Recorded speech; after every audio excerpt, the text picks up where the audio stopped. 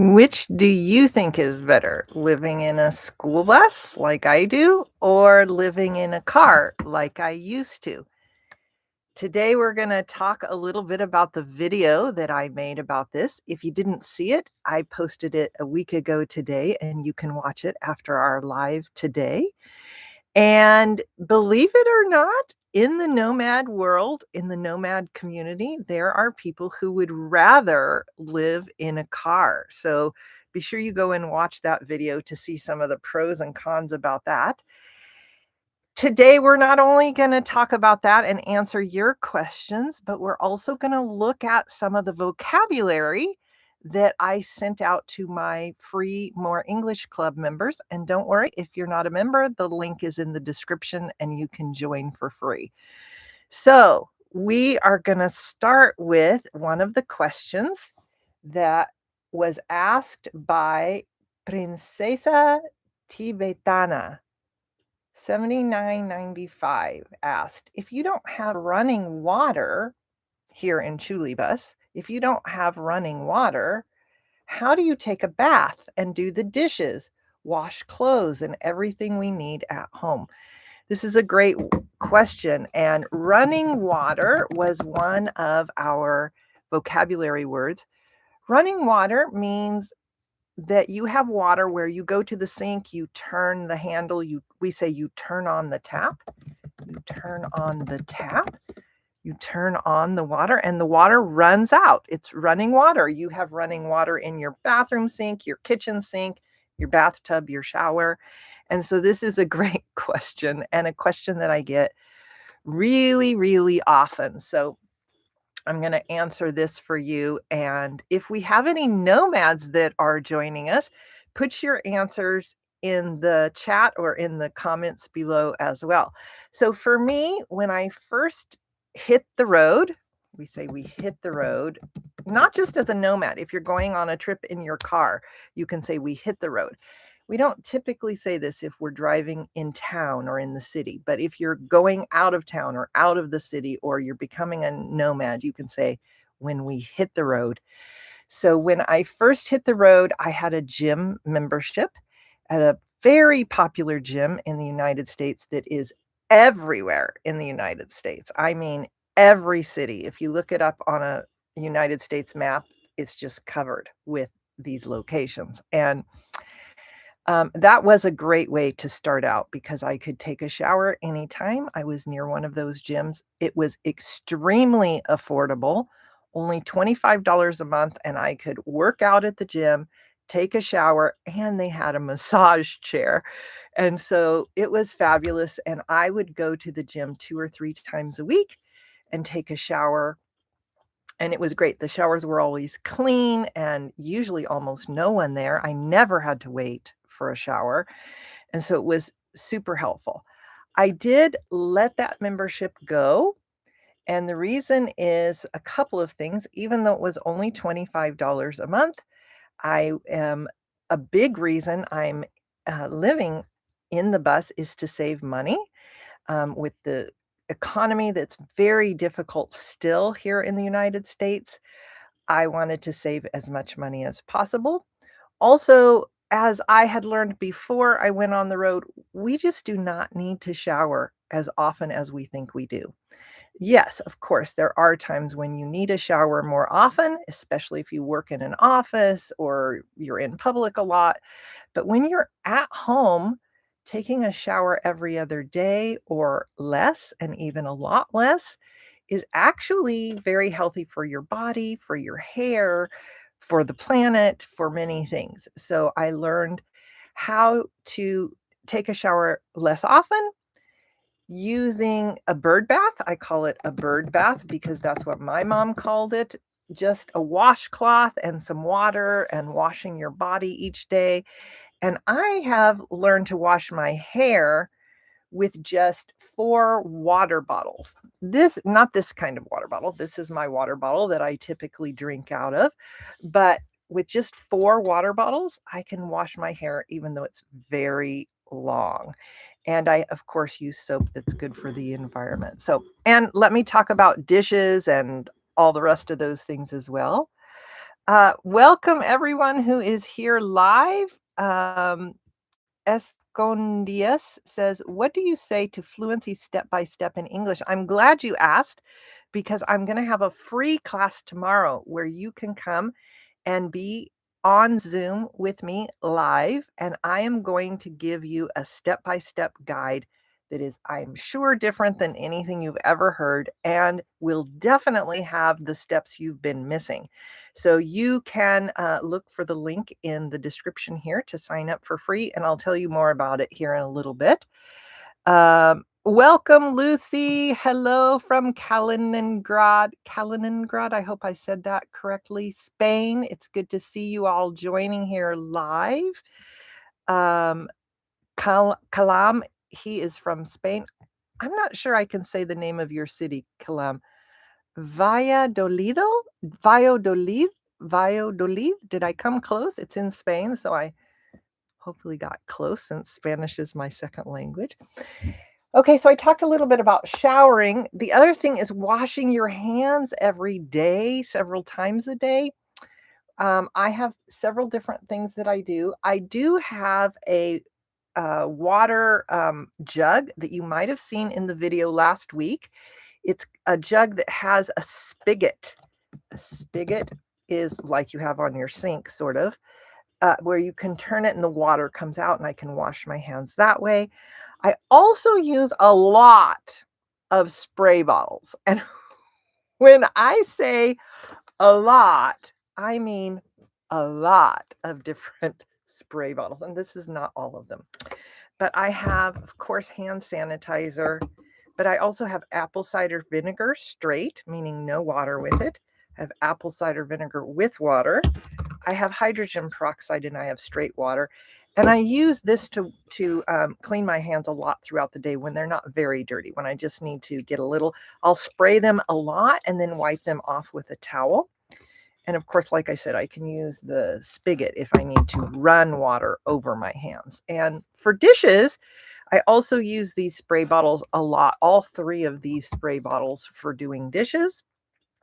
And actually, I have a spray bottle with straight alcohol that I sometimes use with dishes, very rarely, because apple cider vinegar and hydrogen peroxide are both will kill germs. So that is a whole video that I could do. There's a whole process I do for washing dishes. And one of the biggest things with everything that I do in the bus is, for example, with dishes, don't get them dirty in the first place. I use a lot fewer dishes. I clean all the food off by eating all of it, and then I use a spatula. I should have gotten my spatula. Let me get my spatula so I can show you. This is just one of my spatulas. I have three different types of spatulas so that I can get all the food off of dishes before I use any water, because I, of course, have to save water. And then I think I answered most of those questions. I did say in a video recently, one of the things that I don't love that I use is wet wipes.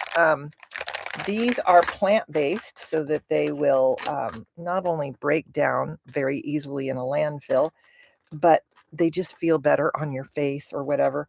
Of course, they come in a plastic bag, so I don't love that. But I had a bag of wet wipes that before moving into the bus, I got in 2020, and I still had it when I moved into the bus in 2025. But of course, I use more now that I live in the bus. So, but I use a lot less water, a lot less electricity, natural gas, all of that stuff. I use a lot less of all of that. So welcome Ukraine and Brazil and Belarus. It's great to see everyone here. What are your questions about living in the bus? So I answered that one, and there's a couple more questions. This next question is probably the question I get more than any other question, next to how do you go to the bathroom, which I talked about in the bus in the video last week. And by the way, someone asked, where's the bathroom in the bus? It's actually right behind me. This is the lid to the bathroom that I have open right now so that air can get in there. But you can see in the video a picture of the bathroom when the lid is closed. And I talk a little bit about that in that video. But the 2 questions I get asked the most is, "Where do you go to the bathroom?" and, "Do you feel safe?" And so Conexion Natural 4476 said, "Do you feel safe in the bus?" And Oksana, who is also a regular here, asked lots of questions about that. Um, she asked, "Do you have anything to protect yourself?" So let me start with, do I feel safe in the bus? Yes. The short answer is yes.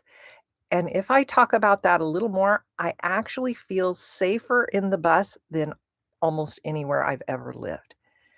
If you think about it, I am around a lot fewer people. And when we're talking about do you feel safe, we're usually talking about either the weather, some sort of animal, or people. Weather-wise, I keep an eye on the weather. I keep an eye on the weather. I watch the weather closely. Animal-wise, I'm very aware of my surroundings, animal and people-wise. And people-wise, there's just a lot fewer people. Now, some people would say, well, that's what would scare me. There's not no people. Where I'm at now, can't really see out this window, but there are very few people, but there are plenty of people. And the nomad community is one of the kindest, most inclusive, helpful, definitely the most helpful community I've ever lived in. And I would say that's also true of people who live in the Midwest. They're very kind and helpful, help your neighbor, help each other. And the nomad community just takes that to another level. Nomads watch out for each other, they help each other, they're there to be there for each other. And typically I am with a group of nomads who know that I'm there, almost always now. In the beginning, Tiana and I were traveling more, and I was less comfortable at that time. I didn't like traveling so much. I enjoyed seeing so much, and I'm gonna have a lot more videos about all the incredible things that I saw. However, I feel safer now because I'm almost always in a community. Now, I felt very safe then because I was with Tiana, and we were often around other nomads as well. So, Oksana asked, "Do you have anything to protect yourself?" So I think of my protection.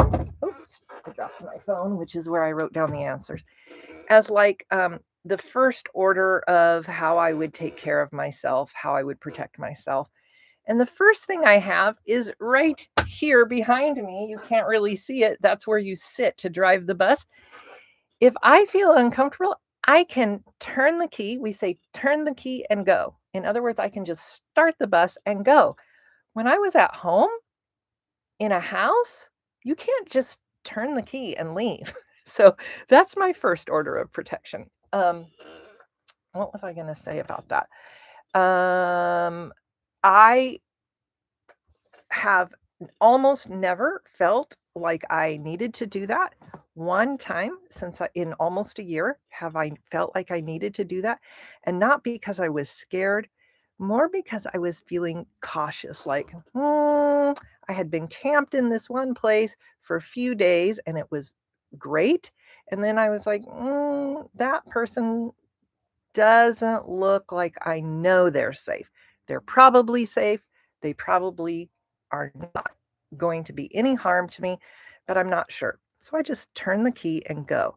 Now, when I lived in a house, I often felt scared, but that's because I lived in neighborhoods that weren't so safe, or because as a younger woman, I was often more scared than I am now. I just know a lot more about the world and all of that kind of thing. So that's my first line of defense. I also have my second, third, and fourth line of defense. I'm not going to go into detail with all of those things. Every nomad has their own choices of what they do. But if I have, well, let me just back up a little. I've taken 2 safety classes for living on the road.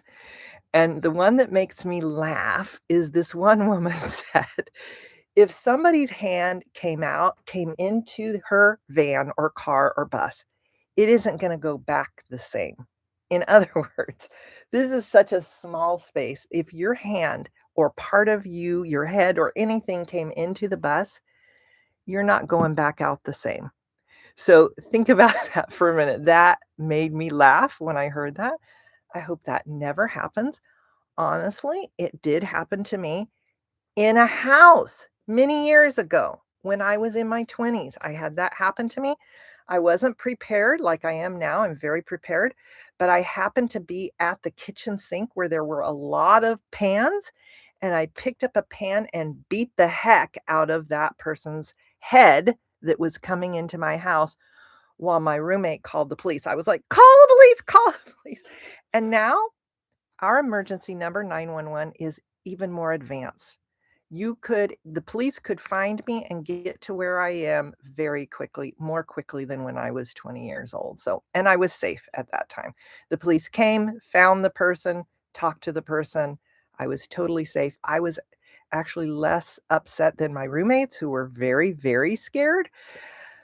So just something to think about. I think a lot of how scared we are has to do with our mindset, which is the other thing I heard in one of the 2 classes I took, is if you're scared, are you scared of something that's happening now? This is a good question because if it's not happening now, then there's no need to be scared. And if it might happen in the future, then get prepared and let it go. Be prepared and don't just keep being scared. I gotta say, this idea of is it happening now is an incredibly important part of life in general, but for sure your journey to fluency. And we talk about it a lot in our fluency program and how it can help you with your fluency. And I'll talk about it in the free class tomorrow as well. So hopefully you'll join me for that. The link is below. Let me see what people are saying. Lindo Maro Servodieva says, take a shower every day. Does we take a shower every day here in Brazil and it is good? Also it depends on where you live. Because if you live where it's very hot and humid, that's very different than if it's cold and dry. So everybody has to make their own choice, of course. I make sure my body is clean and I feel very comfortable and I keep learning more about that. Adriano, welcome. It's great to see you. Adriano is one of the students in the fluency program. Lindo asks, what time is it here? I'm in California. It's 9:18. So what time is it where you are? That would be interesting. Tell me what time it is where you are when you're listening to this video. So tell me where you are and what time it is. That would be very interesting. Tea. One of the things I miss the most, maybe the thing I miss the most, is ice for my iced tea. My tea is cold. Well, you can't really see cold, but um, because I do have refrigeration in the bus, but I don't have a freezer, but I keep my tea cold. I always make it the night before, so I have tea that's cold. Alexander asks, hello, have you ever considered to have a weapon in the bus? Is it allowed for nomads? This is a great question, Alexander, and I will do a whole video on that. I need to write a note to remember. There are some things that are allowed and some things that are not allowed. It's different in every state. Again, I did take a class and I did learn a lot about this, and I'll share with you what I know. I'll share with you a little bit of my thoughts on it. I'll just say I have a weapon. I'm not going to say what kind of weapon. I have more than one thing I can use as a weapon and more than one thing to deter someone from hurting me, I have a whole nother story to tell about deterring someone from hurting me that I learned about myself from being a mom. I would say that I don't expect anyone ever to want to hurt me. Of course, there is always that chance wherever you are, but I would say the biggest thing for me is making sure that I'm in safe places and then being prepared. Okay, let me answer the rest of this question and then I will get to the questions on the screen. Let's see. I'm sure you thought about many possibilities and situations on the road, meaning being safe. Yes. Then Oksana says, Have you ever been afraid or scared of some situations while driving and living as a nomad? One time, I have been scared of a situation as a nomad, and I was totally safe. And then the thing that has scared me the most, frankly, is the political situation in my country because of the way things happened back in July. I don't feel scared about it right now. I am cautious and aware because things have not resolved. The political situation in my country has not been resolved, and it's the worst in states that are being attacked. So, typically, right now, the states that are being attacked are what we would call a blue state, where Democrats are. So, I'm cautious about being in a state that could be attacked politically or where there might be political unrest, meaning lots of protest, people that are upset and angry with each other, that kind of thing. Okay, Oksana actually has a couple other questions. She says, "What do you usually eat?" And she says, "Probably you can't cook much on your gas stove." I'm just gonna do this quickly. I will make full videos about some of these so you can get even more information. I do cook a lot on my stove. I actually cook everything I eat. I would say I never go out to eat. That's not true, but less than once a month, maybe once every 2 or 3 months. When I was first on the road, I ate out a little more, but now that I have a routine and I can cook many things, not all the things I used to cook because I don't have an oven. I just have a one burner gas stove that is in the video from last week, and you can see it there. But I cook spaghetti. Last night I had gyoza. This week I also made shepherd's pie, which I think I talked about in another video. You can ask about any of these dishes, or shepherd's pie, I think, is very American, even though I'm sure it came from another European country. What else have I made? I often eat salads and sandwiches, cold things like that. Um, I cook a lot in the bus, and I make a lot of things that don't need to be cooked. How do you drop water? Is it collected somewhere? Do you mean how do I let go of the water, like my gray water? So you have water. Gray water is water that, like, you washed your hands with and there's nothing wrong with it. It's not going to hurt anybody and you can let it go in back into nature. Black water is water that's been in the toilet with feces, which is a kind way to say poop, feces, or a medical way to say poop. Um, I don't use water in my toilet. My toilet is a composting toilet, so I don't have to have any black water. Gray water, I can let go of anywhere that isn't like in somebody's yard or in a public place or something like that. So most BLM lands, which is where I spend a lot of time, you can put your gray water out. I have, frankly, almost no water, almost zero water that I let go into the earth because I conserve so much water. Okay, another question, Adriano. Is it not as dangerous there as it can be here in Brazil when it comes to safety? From what I've heard about Brazil, this is a lot safer. And I will say it is a lot safer here than Los Angeles or New York City or Phoenix or even Omaha, Nebraska or Kansas City, any city. It is much safer here. Great question, by the way. It's great to see you. Salama Hamid. I hopefully I said that similar to correct. It's glad to have you, or it's great to have you here for your first time. And I see that Max says it's 8:19 in Belarus, and Lustin says in Romania it's 19:20, which is 7:20 on the clock we use here in the United States. Serge says in France it is 6:18 p.m. So 19:20 would be 7:20 p.m.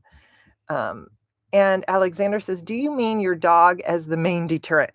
This is one of the deterrents, or uh, Espy, my dog, lets me know if there is anything even close to the bus. It doesn't even have to be close to the bus. If it is far from the bus, I know immediately.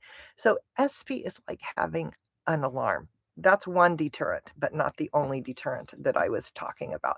What other questions do you have? So I want to point out a few of the vocabulary words from the last video so that you can practice. And they're all in the free More English Club list. That club is listed below.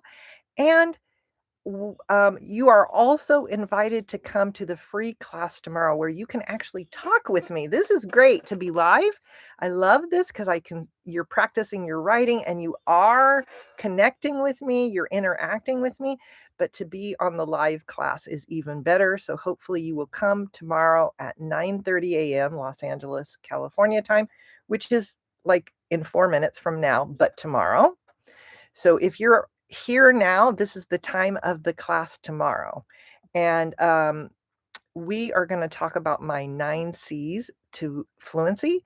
So it's the path to fluency, the steps to fluency, 9 steps that you need to take that almost no one ever talks about. I know for sure there are going to be some steps that you have never heard in this particular class. So I hope you will join me. And if you cannot be there tomorrow at this time, then sign up for the class anyway because it will be recorded and I will send you the link. You can sign up at the link in the description. So let's see. And Vladimir, thank you for saying don't forget to hit the like button. Yes, please give me a like. This helps me to be able to do free classes like this on Zoom, but also, or pardon me, on YouTube. It makes it so I can do these classes. Once a week, I give you a video that's a story video about my life, about living in the bus, about something I did with my children, real life videos. 1 week, and then the next week is a live class like this on Zoom. So it's story live, story live. And when you hit the like and make comments and share with your friends, it makes it possible for me to keep doing this and also to offer a free class on Zoom every now and then. Alexander says, how to join that class? Will you share the link on YouTube? I thought I had the link in the description. If the link is not in the description, I will put it there as soon as I post this video. And you can also send me an email. I know for sure my email is below, and I'll send you the link to enroll in that class. In Malaysia, it is 1:25 a.m. Oh my gosh. It is amazing that you're here. Thank you for being here with me. Alexander says, smash the like button. This is a very, very natural way to say, give me a like. Nice work. Regnum, thank you. Regnum says, you look so young today. Now, I'm going to share a secret with y'all that I wouldn't tell a lot of people, but here I am saying it on YouTube. I haven't had a shower today or yesterday or the day before yesterday, but I did learn a new secret about taking care of my hair, and I think that has to do with it. So thank you, Regnum. Thank you very much. And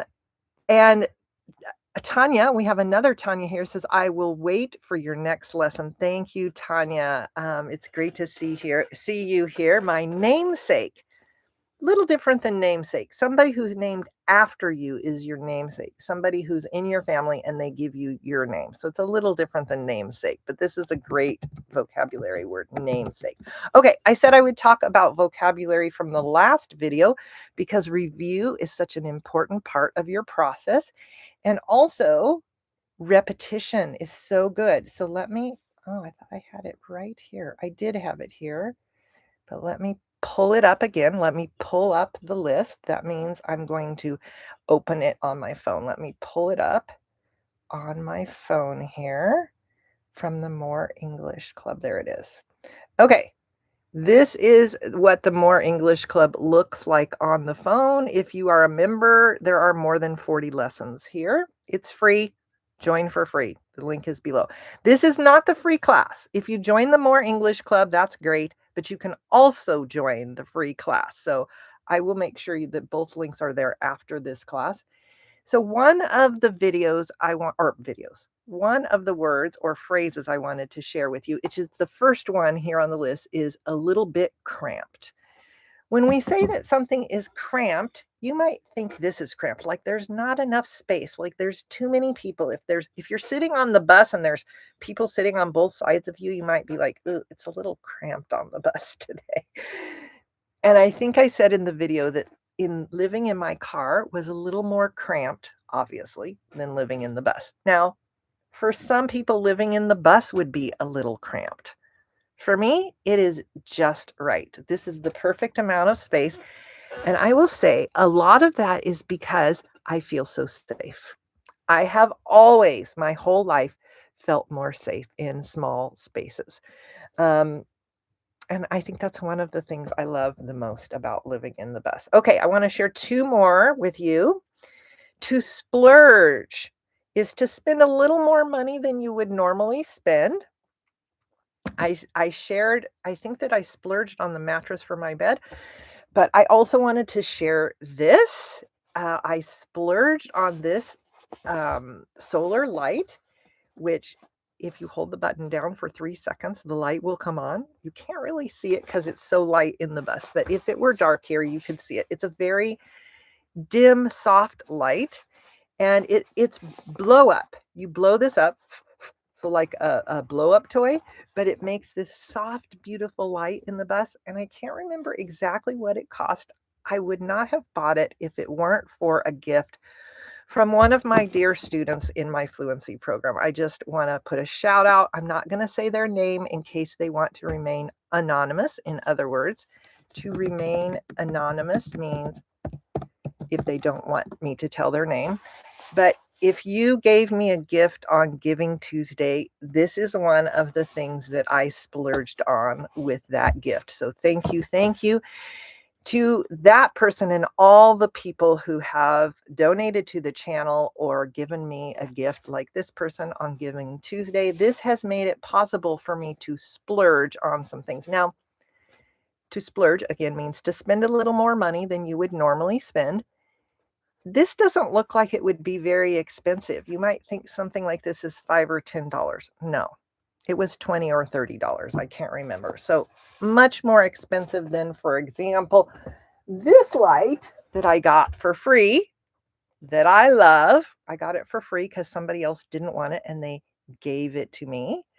It also works on solar energy, but in a completely different way. And it's super bright. I don't love super bright light, but sometimes you need super bright light. So I have both. So thank you, thank you. And then I'm going to tell one more word. Let's see.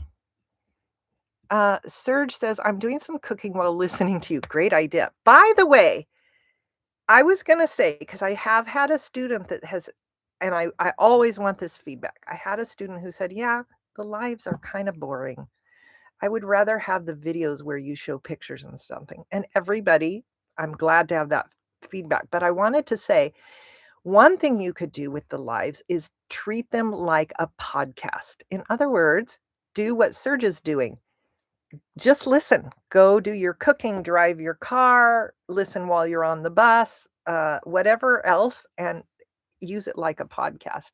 So Serge says, I'm doing some cooking while listening to you. Hadn't seen your work for a while. Cool to watch you live. Thank you so much, Serge. And Regnum, Tanya, how's your indoor dog, Espy? Does he feel better in the car or on the bus? For sure, the bus.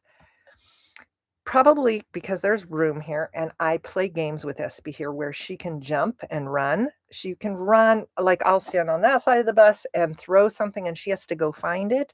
So she has to jump on the bed and jump on the couch and look under the bed and everything. And we could play games in the car, but this is much better. Also, probably because I am way more acclimated. So this just means I'm used to this. I'm acclimated. Can't remember if I've said this on YouTube. I know I've said it in my fluency program. First 4 months of being a nomad were one of the hardest things I've ever done. And I have done some hard things. And Espy, of course, responds to me. So the first 4 months were very difficult for both of us. Salam says, in Malaysia, this time it's 29 degrees Celsius at night. How is your weather? Good question. Then I'm gonna do one more vocabulary word for you all. This just in the last 3 days here in this where I'm parked now in the desert in Southern California, one night it was 36 degrees Fahrenheit, which is about 1 or 2 degrees Celsius. Last night, 2 days later, it was 51 degrees Fahrenheit, which is more like 10 or 11 degrees Celsius. When I woke up and it was 36 degrees in the bus, I was surprised because usually it's a little warmer in the bus, but I had accidentally left a window open. That happens. I stay very warm with my bed, and stay tuned. In other words, keep watching videos because I have kind of an exciting news to share with you about that coming up very soon. Okay, the last thing I want to share with you from the free More English Club vocabulary was, what was the last one? Perks. Perks. Perks are good or extra benefits that you have. So there are some perks that to living in the bus, of course, some extra benefits above living in the car, but there are some perks to living in the car. For instance, in the car, you can move around much more easily and you can stay in places where you can't stay in the bus. Now, I can stay almost anywhere I want to stay. But for some people, there are places they couldn't stay in the bus. So there are a lot of people actually who prefer living in a car. And if you're a nomad, I'd love to hear from you. I haven't gotten any messages from any nomads yet, but I have had some nomads answer the polls, which is very exciting to me. I love to connect with the nomads or the people who want to be nomads. Denial 7, good to see you, says, what type of internet connection do you use in your bus? Starlink, question mark. Is Starlink affordable or would you have to splurge money to buy it? I would definitely need to splurge money to buy that. Let me have a quick drink of my tea. I used a hotspot when I was first in the bus, which just means any mobile service you can get extra hotspot. You pay a little extra, and that means you can use your phone as internet for your computer. I'm on my laptop. I used that for months. It worked okay. It worked. The best part about it was my students in my fluency program. I have the best students ever in my fluency program, and they were all super helpful and super patient. But it was pretty obvious that it wasn't enough. So I did splurge, partly because I've saved so much money living in the bus. And so for 2 months, I've had an internet service that is a little more reliable than a hotspot. I'm not going to say the name of the service here because I'm not going to advertise for any other services. But I'm grateful to have it. I'm a little disappointed that I need it, I have to say, just because I was hoping that I could do it with just the hotspot and save a little bit more money. But I am so, so grateful that there are many, many choices, pardon me, for internet. And now that I've met a lot of nomads, I know nomads who use a lot of different things, a lot of different things. I will put that on the list of things that I could make a whole video about. So, all right. Thank you so much for all of your participation with me. I hope you will go and put a comment on the video when this goes, when it is a recording. Please share it with your friends and definitely sign up for the class. I'd love to meet you and have the chance to get to know you. And I will talk to you when I talk to you. See you then. Bye-bye.